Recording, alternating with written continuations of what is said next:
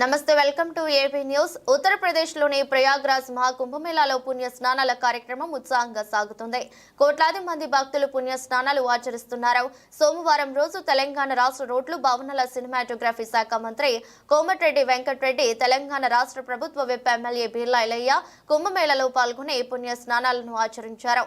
ఈ సందర్భంగా ఎమ్మెల్యే బీర్లా ఐలయ్య మాట్లాడుతూ మహాకుంభమేళాలో పాల్గొని పుణ్య స్నానాలు ఆచరించడంతో తన జీవితం ధన్యమైందన్నారు. ప్రతి ఒక్కరి జీవితం ఈ ఘట్టం చారిత్రాత్మక క్షణమని చెప్పారు. తెలంగాణ రాష్ట్ర ప్రజలు, ఆలేరు నియోజకవర్గం ప్రజలు సుఖ సంతోషాలతో ఉండాలని, పాడి పంటలు సమృద్ధిగా పండాలని, స్వామివారి ఆశీర్వాదం ఉండాలని మొక్కులు చెల్లించి పుణ్య స్నానం ఆచరించడం జరిగిందన్నారు. ఈరోజు ఉత్తరప్రదేశ్లోని మహాకుంభమేళలో పాల్గొనడం చాలా సంతోషం.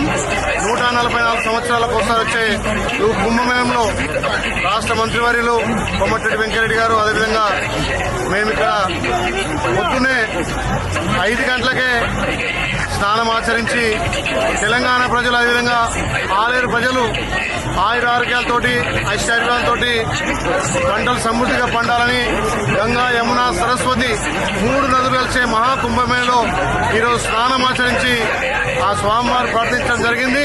తెలంగాణ ప్రజలు, ముఖ్యంగా ఆలేరు ప్రజలు చల్లగా ఉండాలి, ఆ స్వామివారి ఆశీర్వాదం ఉండాలని చెప్పి ఈ కుంభమేళలో, మహాకుంభమేళలో పాల్గొని గంగా స్నానం ఆచరించడం జరిగింది.